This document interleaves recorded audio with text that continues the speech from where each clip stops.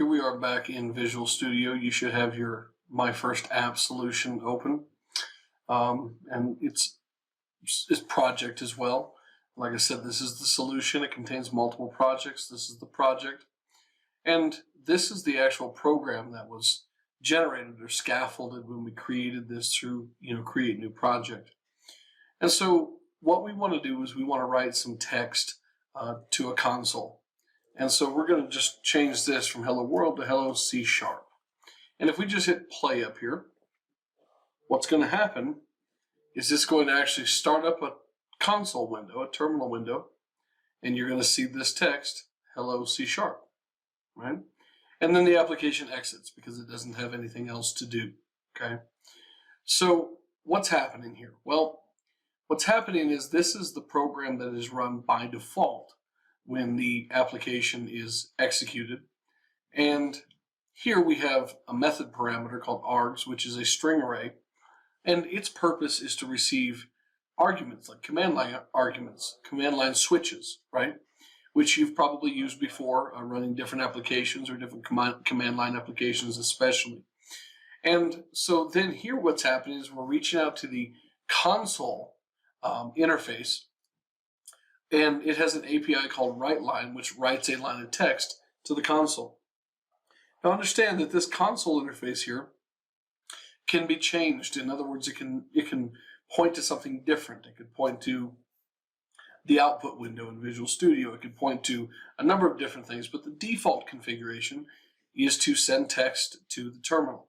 So what I want you to understand here is that many times these interfaces that exist, like console, and these APIs that exist, like WriteLine, they're here to prevent you from having to write all the code to actually string the text out to a window in Windows, for example. But more than that, they can oftentimes be used to redirect information, or they can have different implementations. And so just kind of keep that in the back of your mind. And so here you are. You wrote your very first program. It does something. And you've been successful. And I want to just show you maybe a little bit of what happened when we built it, when we hit the play button. So if we just right click on the project and we choose to open it in, if I can find it, folder in File Explorer, okay, then what you'll notice here is that there's a couple of folders here. Here's the project file. Here's that program.cs file. But in the bin folder, there's a debug. And there's another folder in here that has an actual executable. So what ran when we did what we did was the actual executable. So if I were to pull up a terminal window here, and I were going to see backslash user, let's see source repos, and go to my first app, bin, let's see here. I think there's another folder there, and then bin, debug, netcore 3.1, okay. I'm doing dir *exe.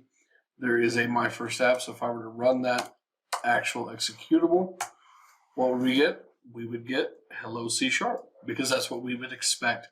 So you truly built a Windows executable. It just happens to be a console application instead of a Windows application where you see things, right? For example, or a web application where you navigate to it in the browser and see a user interface, right? Your user interface here is the console. So that is your first application. Well done. You've been successful. I look forward to seeing you in the very next video.